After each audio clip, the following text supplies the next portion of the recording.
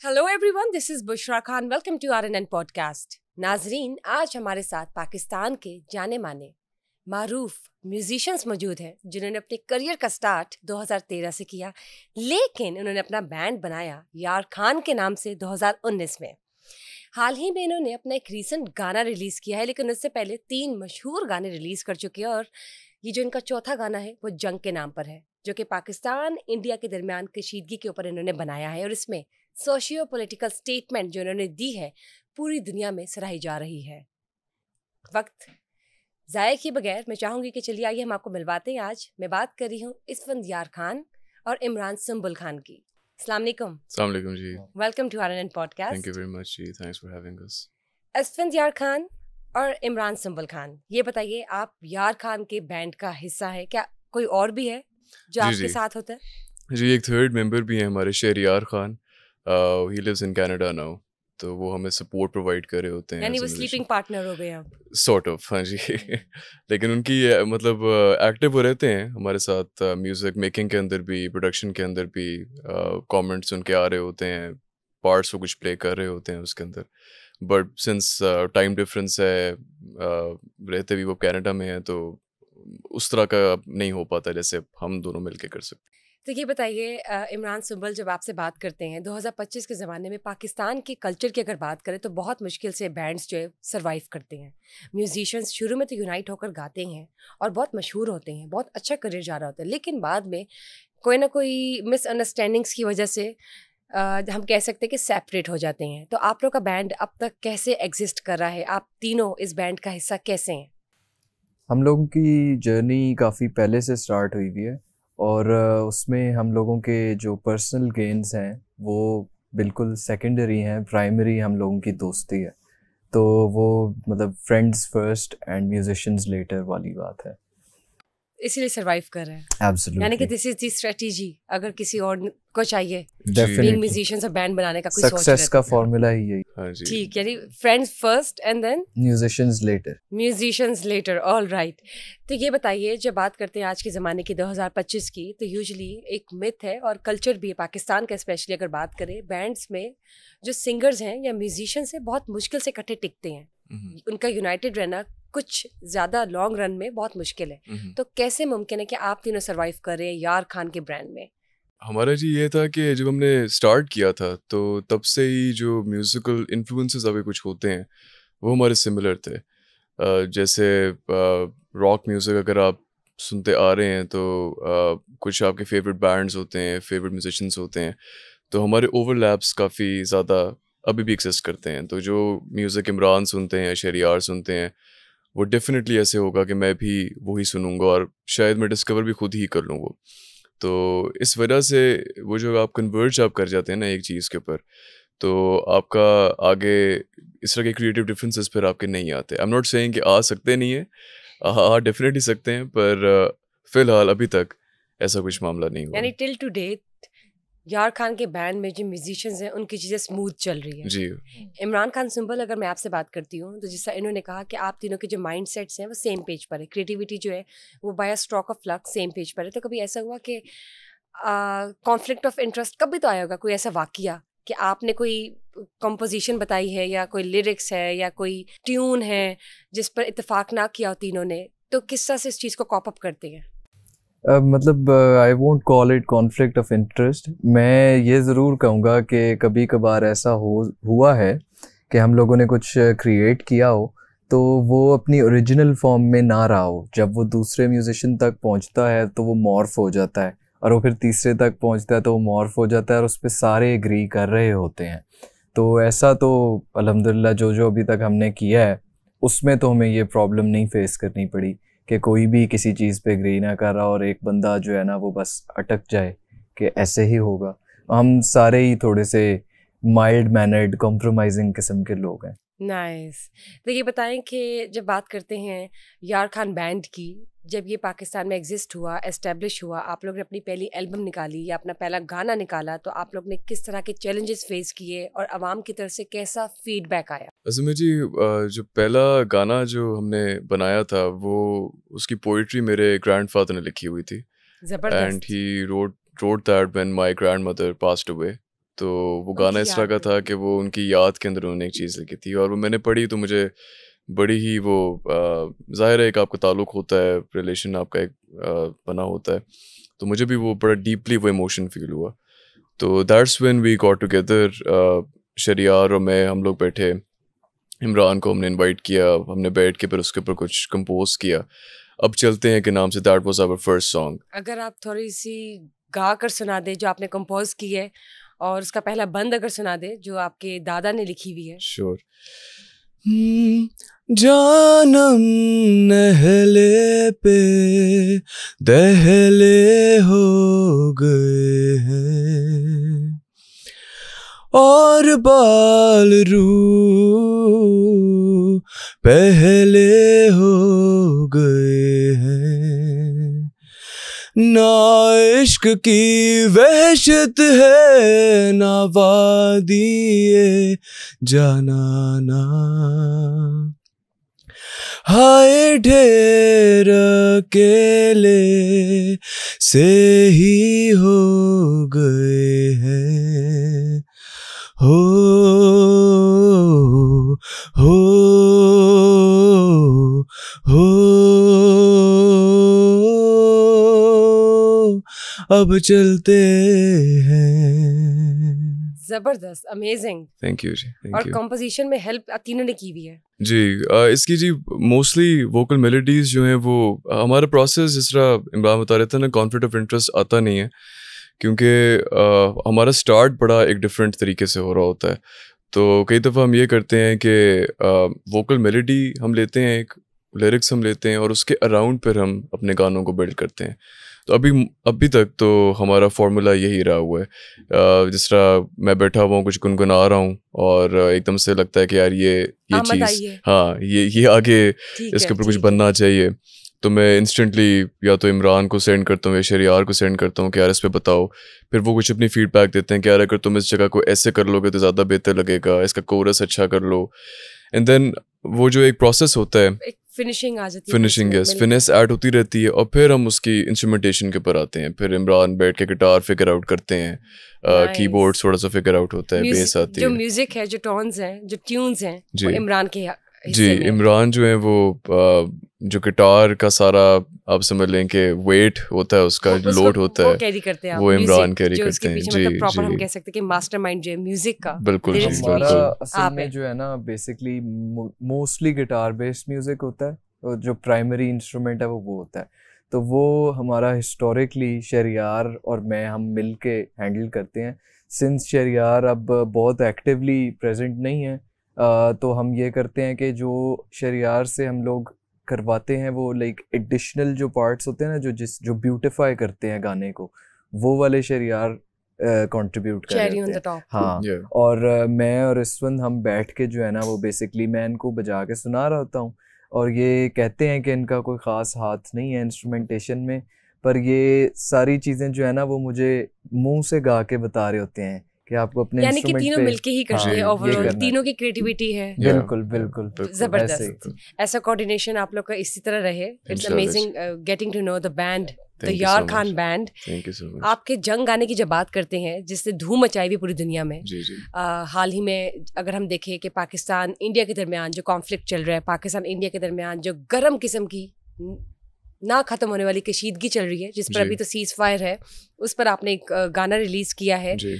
पूरी दुनिया इंटरनेशनली इसको बहुत पसंद कर रही है। जी उसमें और भी बहुत मैसेजेस हैं जी। पूरी दुनिया में चल रहा है। जी। उस हवाले से बताइए कि उसका लिरिक्स किसने लिखे, कंपोजिशन कहाँ से आई, ये सोच कहाँ से आई कि इसके ऊपर बनाना चाहिए, और इतनी जल्दी कैसे रिलीज कर दिया आपने? जब ये टेंशन पाकिस्तान और इंडिया की स्टार्ट हुई थी तो उस वक्त ऑब्वियसली सारे परेशान थे, क्योंकि I don't think anybody wishes to चाहता तो कोई भी नहीं है कि वॉर जो है वो हो जाए, क्योंकि उसमें कैजुअलिटीज़ बहुत होती हैं, लॉस ऑफ लाइफ होता है, आपके लव्ड वंस की लॉस हो सकता है उसके अंदर।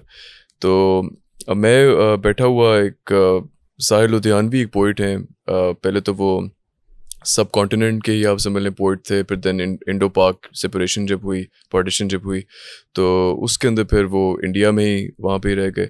तो उन्होंने 1971 में आई बिलीव ताशकंद का जो एक हुआ था, एक इवेंट हुआ था, तो उसके ऊपर उन्होंने एक ए शरीफ इंसानों के नाम से एक नज़म जो थी वो पेश की थी। और वो नज़म जो थी उन्होंने इसलिए की थी क्योंकि उस वक्त पाकिस्तान इंडिया का फिर से कुछ चल रही थी टेंशन एज यूजुअल जो हो रहा होता है कॉन्स्टेंटली। तो उन्होंने बस डेडिकेट जो थी ना वो इन दोनों नेशंस को ही की थी, even though he was an Indian.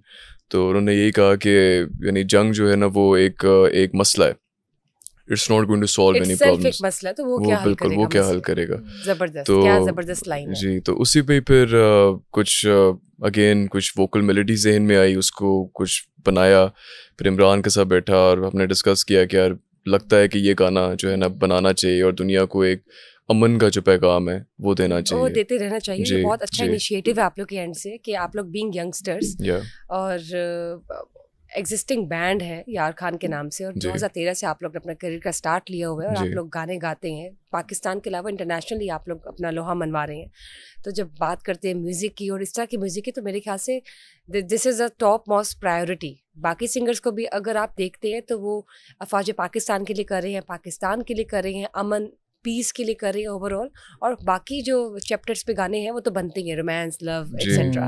So this was I think much needed और ये बहुत अच्छा है कि आप लोग की तरफ से आया है बीइंग पाकिस्तान। इमरान खान सुंबल, आपने जब इसका म्यूजिक बनाया तो किस तरह से वो क्रिएशन, ये आमद कैसे होती है मुझे बताइए। म्यूजिक की भी एक अलग आमद है, वो किस तरह से, और ये बहुत बड़ा प्रेशर है कि उसको जस्टिफाई करना है, आपने उस लिरिक्स को वो वेट देना है जो वो डिजर्व करता है। सो किस तरह करते हैं ये जो इसकी विजुअलाइजेशन है आपने देखी होगी, और इसके जो लिरिक्स हैं वो भी ना बड़ा एक किस्म का सोम्बर सा मूड है इसका, थोड़ा कह लें कि उदासी ग्लूमी किस्म का।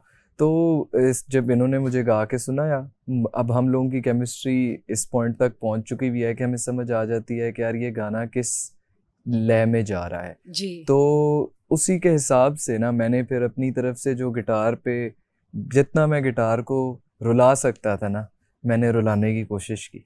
तो वो कुछ ऐसे नोट कॉम्बिनेशन इस्तेमाल किए जो अब इसके साथ नजरा सुन के लग रहा है कि अप्रोप्रिएट है, और अब पूरी दुनिया इसको सराह रही है। Everyone is really you know speaking highly of this band कि किसने ये आर्टिकल या पीस निकाले। जब आपके थर्ड पार्टनर की बात करते हैं शहरयार खान की, तो उन्होंने इसमें अपना हिस्सा कैसे दिया? वो नॉर्मली हम लोगों के जो जिसको बोला जाता है लीड गिटार बैंड की अल्फाज में, वो जो कह लें कि सबसे फोर फ्रंट पे होता है और सबसे ज़्यादा वज़न उठाने वाली जॉब वो करते हैं नॉर्मली, और वो हमारे लिए प्रोडक्शन करते हैं। तो इस गाने की हम लोगों को सारी लीड की एडवाइस और क्या क्या कहाँ कहाँ पर होना चाहिए ये, और किस चीज़ को कैसे प्रोड्यूस करना है, वो कनाडा से बैठ के वो हमें इन चीज़ों पे से वो उसको करते हैं, वो जो हमें ना बेसिकली डायरेक्ट कर रहे होते हैं। जैसे वो स्क्विड गेम्स में एक था the one who was always behind mask and watching and super checking, supervising। तो ये बताइए, जब आर्टिस्ट की बात करते हैं, आप एक आर्टिस्ट हैं, आप भी आर्टिस्ट हैं, आर्टिस्ट की कोई बाउंड्रीज नहीं होती, लेकिन पाकिस्तान और इंडिया के दरमियान जो कशीदगी चल रही है, अब तो सीज फायर हो चुके हैं, अब तो अमन अमान की सूरत पैदा हो चुकी है हर तरफ, लेकिन आर्टिस्ट के साथ जो रवैया इख्तियार किया गया हमारे पड़ोसी मुल्क की जानब से, उन्होंने जिस तरह की बातें की है, जो रिमार्क्स दिए, जैसा सलूक किया, जिस तरह से उन्होंने रिमूव किया है काम को, किस तरह से उन्होंने डिस्कार्ड किया है, आप लोग बीइंग एन आर्टिस्ट क्या समझते कि क्या ये अच्छी बात थी, या क्या इसमें हमारे पाकिस्तानी आर्टिस्ट का कसूर था जो ऑलरेडी प्रोजेक्ट्स कर रहे थे, क्या ये सब क्या था आपकी नज़र में?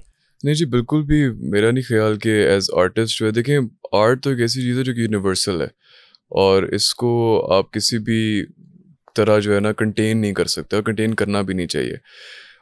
इंडिया में पहले जो एक आमदोरफ्त होती थी पाकिस्तानी आर्टिस्ट की, वो एक बड़ा अच्छा साइन था। ये अमन की आशा का प्रोजेक्ट चल रहा था, उसके थ्रू काफ़ी प्रोजेक्ट्स आ रहे थे। इनफैक्ट कुछ जो हमारे इस वक्त मेगा स्टार्स हैं, इंक्लूडिंग आतिफ असलम एंड राहत फ़तेह अली खान, अगर इंडिया में इनकी पहचान उस तरह ना बनी होती तो they might not have been as big as they are now. तो उनके बहुत वहाँ पे मदाह हैं, बड़े फैंस हैं वहाँ पे। तो एक तरह से जी हर्टफुल, मेरा तो ख्याल है हर्ट हम हुए थे इस बात को लेके एज आर्टिस्ट के people of such stature, यानी जावेद अख्तर साहब जो हैं, is a wonderful lyricist, who has been here, yeah, who has been here अभी many times, yeah, तो और वो उनका ये भी था कि उनके लिखे हुए गाने हम सुनते हुए बड़े हुए हैं, गा के बड़े हुए हैं।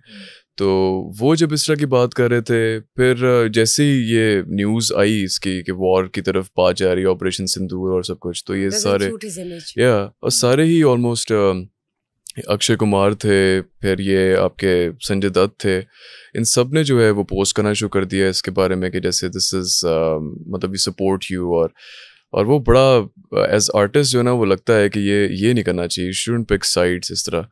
और क्योंकि वो फिर मैसेज भी हमारा ये था कि जी आप अभी तो इसके लिए कह रहे हैं कि जी जंग जो है वो हो जाए, लेकिन जब जंग होती है तो उसमें फिर लॉस बहुत ज़्यादा होता है जी, has taken place, या एग्जैक्टली डैमेज एग्जैक्टली ऑलरेडी हो चुका है। बिल्कुल वो बिल्कुल। तो रिवर्स नहीं होने लेकिन वाला। हम अगर पाकिस्तानी आर्टिस्ट की बात करते तो आप उनको क्या कहेंगे जिस तरह का उन्होंने अपना स्टांस रखा, कुछ न्यूट्रल रहे, कुछ ने फ्रंट फुट पर आके सॉलिडारिटी शो की, और कुछ लोग तो बिल्कुल ही ठंडे हो गए ना, जी जिसे हम कह सकते हैं हाइबरनेट कर गए। जी, क्या कहेंगे? मेरा तो ख्याल है ये जी सही जो था? इनिशियली जो कुछ हम देख रहे थे रिस्पॉन्सेज, वो तो मुझे बहुत रिस्पॉन्सिबल लग रहे थे।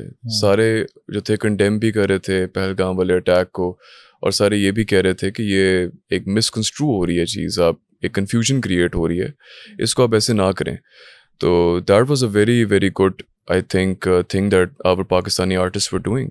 और मैं उनकी उस पर बड़ा मुझे मतलब एडमिरेशन मेरी एक डेवलप हो रही थी अंदर इनके लिए कि इतने रिस्पॉन्सिबली इन्होंने कैसे इसको किया।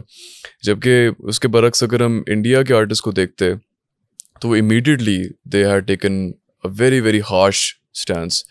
तो मैं तो जी बड़ा अप्रिशिएट यहाँ के आर्टिस्ट को करता हूँ, और मुझे ये भी लगता है कि सबको ही इनफैक्ट यानी सारे जो सफ़र कर रहे हैं, सफ़र किया है जिन्होंने इसके थ्रू, और मेरा नहीं ख्याल कि कोई भी दोबारा इस ऑडियो से उधर जाने का या प्रोजेक्ट्स करने का। तो इसलिए बेहतर है कि यानी एक तो अब सिंस एक बड़ा एक डायरेक्ट किस्म का रिस्पांस वहाँ से आ रहा है, तो it's also high time now कि आप अपनी इंडस्ट्री को थोड़ा बूस्ट करें, टू वेक अप या या अपने टैलेंट को जो है, जो कि अपकमिंग टैलेंट है, उसको आप जो है इंडोर्स करें, सो दैट यानी यहाँ की इंडस्ट्री बिल्ड हो, म्यूजिक यहाँ की इंडस्ट्री इतनी स्ट्रांग हो कि आपको बाहर देखने की जरूरत एग्जैक्टली ना महसूस ये भी होना चाहिए बिल्कुल। आप ये बताएं, जब बात करते हैं उन सेलिब्रिटीज़ की या उन आर्टिस्ट की जिनके ऑलरेडी प्रोजेक्ट्स चल रहे थे या हो चुके हैं, और जिनकी पिक्चर्स या पोस्टर्स को रिमूव कर दिया गया है, या जिनका हम कह सकते हैं काम जो है वो ओमिट किया गया है इंडियन साइड से, तो व्हाट डू यू थिंक,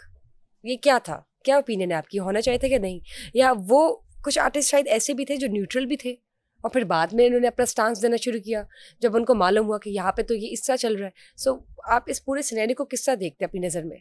मेरा बिल्कुल वही ओपिनियन है, आई एको जो भी इसफन बोल चुके हैं कि ये ओवरऑल ना एक बहुत ही ज़्यादा कह लें कि हर्टफुल चीज़ है, और शेम है ये एक कि ये इस तरह से मतलब आर्ट जो है वो जिस चीज़ ने ट्रांसेंड करना होता है बाउंड्रीज को, बॉर्डर्स को, वो चीज़ जो है ना वो इस तरह पिस गई है प्रोपेगेंडा के नीचे, वतन परस्ती के नीचे। तो ये तो मेरे ख्याल से सिर्फ पाकिस्तानियों का लॉस नहीं है, ये दोनों तरफ लोगों का लॉस और उन तमाम नाजरीन का भी जो इंटरनेशनली देख रहे होते हैं आर्टिस्ट को। एग्जैक्टली। तो ये तो सरासर एक तो ज्यादती तो है ही है, उसके अलावा ये कि ये इसमें कोई there is no winner in this, there is no winner by the end of the day, अगर तो जंग हो रही है। ये बताएं इसफंदियार खान, आप लोग का जो कोई नया एल्बम या कोई नया गाना आ रहा है या कोई नया प्रोजेक्ट आ रहा है तो इस हवाले से भी हमारे साथ शेयर कीजिए। जी बिल्कुल जी, हम we are working on several projects, हम साइमल्टेनियसली कई गानों पे काम इकट्ठे कर रहे होते हैं। अभी जो हमारी नेक्स्ट रिलीज़ है वो आप समझ लें कि मैं ज़्यादा रिवील नहीं करना चाहूँगा, लेकिन सरप्राइज है। हाँ, लेकिन वो इट्स ऑल्सो बेस्ड ऑन इस तरह की सोशल पॉलिटिकल एक इशू है, उसके ऊपर हम ज़रा आवाज़ बुलंद उसके ऊपर हम करेंगे, अपनी उसको हाईलाइट करेंगे। तो वी होप कि वो भी जिस तरह ऑडियंस अभी इस गाने को कर रही है, जो उसकी अप्रिसिएशन जो हमें मिली है इसके लिए, वी रियली होपिंग कि उसके लिए भी हमें ऐसी हासिल हो। ज़रूर मिलेगी, और मैं इस वक्त एक्साइटेड हूँ कि मुझे मालूम हो कि वो कौन सा गाना है, लेकिन since it's a surprise so we will have to wait till that, जब तक रिलीज़ नहीं होता इनका नया गाना यार खान बैंड का। इमरान खान सुंबल, ये बताइए हमारी जो पाकिस्तानी इंडस्ट्री है, जो म्यूजिशियंस की इंडस्ट्री है, उसको आप किस तरह देखते हैं? अभी वो किस लेवल पर स्टैंड कर रही है? कितनी इम्प्रूवमेंट्स की ज़रूरत है? मेरे ख्याल से इस वक्त इंडस्ट्री में टैलेंट की और स्किलफुल म्यूजिशियंस की कोई कमी नहीं है। ये आपको नज़र आ ही रहा है कोक स्टूडियो से और नेस्कैफे बेसमेंट से और इस किस्म के वेंचर्स से। बस सिर्फ जो एक चीज़ थोड़ी बेहतर हो सकती है वो ये है कि ग्रास रूट लेवल पे ज़्यादा म्यूजिशियंस को इंक्लूड किया जा सकता है। अभी इस वक्त ये होता है कि बहुत सारे लोग सामने नहीं आ सकते, तो ये एक किस्म का मैं बोलूँगा कि इंडस्ट्री का इसमें लॉस होता है और ज़्यादातर ऑडियंस का लॉस होता है, क्योंकि बहुत ऐसा टैलेंट है जो कभी कूट कर भरा पड़ा टैलेंट सुन ही नहीं पाते लोग उसको देने की जरूरत क्यों। और इसमें किसी हायर अप का कसूर नहीं है, इसमें मैं तो कहूँगा हमारा एज अ माशरा और एज अ कौम कसूर है कि हम लोग इस चीज़ को ना बड़ा लेट हो गए हैं, अब आके हमने फ़रोग देना शुरू किया है। पर आहिस्ता आहिस्ता ये होगा कि हम लोग भी शायद अवेयरनेस आज वो जो निगलेक्टेड पीसेस हैं वो फ्रंट पर आए, जो कि वाकई टैलेंटेड और डिजर्विंग है।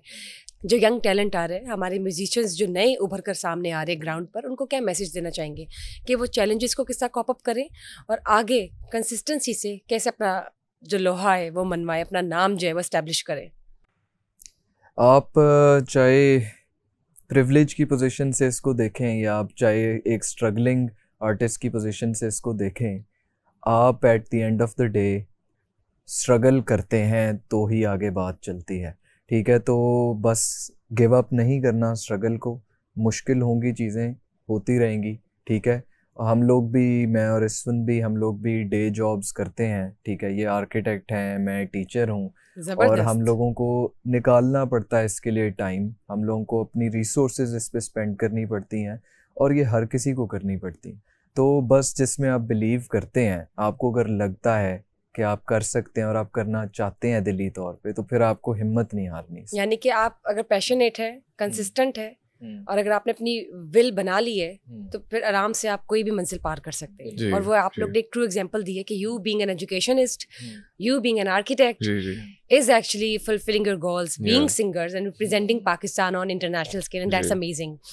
आपने जो दूसरा गाना रिलीज किया उसका नाम बताइए और उसके भी पहले बंद सुना दीजिए। जी, दूसरा गाना जी हमारा जो था वो एक शॉर्ट फिल्म थी, उसके लिए हमने म्यूज़िक दिया था। उसमें मिकाल जुल्फ़िकार और हुमायमा मलिक ने स्टार किया था।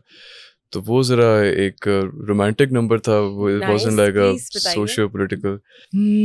चले फिर से उन राहों पे,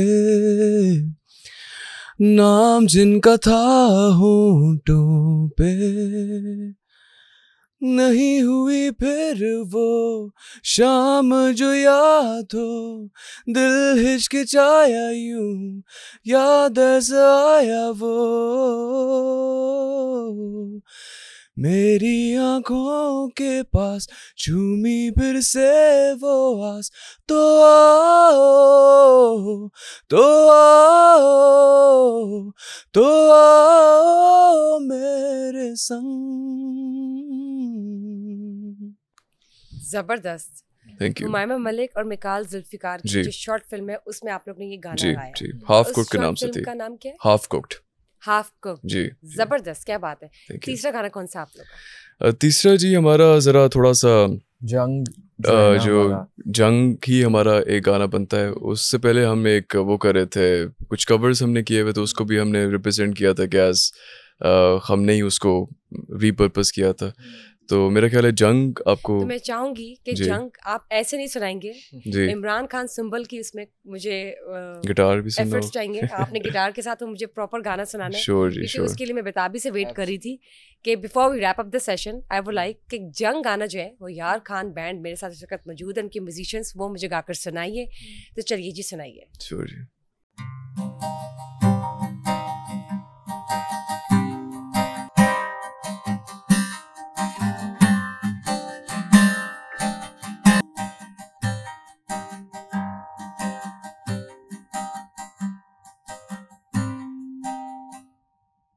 जबरदस्त, अमेजिंग अमेजिंग। क्या कोऑर्डिनेशन है, क्या केमिस्ट्री है। और आप लोग ने लाइव गाया है। ये नहीं है कि रिकॉर्डेड हो, और लाइव गाना बहुत मुश्किल है और बहुत ही कम लोग, बहुत ही कम म्यूजिशियंस है जो लाइव इसको इस तरह से परफॉर्म करते हैं। जबरदस्त, thank you so much. It is a wonderful piece जो कि लेजेंडरी बन जाएगा इंशाल्लाह सूनर और later, and it is going to be, और हम सब देख सकते हैं इंशाल्लाह। फीडबैक जो हमें दुनिया की तरफ से मिल रहा है। Thank you Isfandiyar Khan, thank Thank you you. Imran Khan Sumbal from यार खान, और जो आपके तीसरे पार्टनर है शहरियार खान, उनको भी थैंक यू कहते हैं कि इतना Thank अच्छा you. बैंड बनाने में उनका भी एक जी हिस्सा है ऑफ definitely. कोर्स, जी, अदरवाइज जी। यार खान ना होता। लेकिन मैं ये Exactly. बात पूछना भूल गई कि यार खान का नाम किसने रखा? ये जी इस तरह था कि मेरा सिंस नाम इसफंदियार खान है, जो थर्ड मेंबर हैं शहरियार खान, फिर इमरान खान सुंबल हैं, तो एक तो हम 3 यार थे थ्री मस्केटियर्स जी, और साथ खान भी आ रहा और था, 3 तो यारों जी, ने खान। तो हमने कहा कि हम Okay, 3 makes यार हैं और sense. यार खान है फिर हम। जबरदस्त, क्या ही बात है, जबरदस्त। Thank you. Thank you guys. Thank you for being here, and thank you guys for watching us today. Just stay tuned for another session. Till then, bye bye.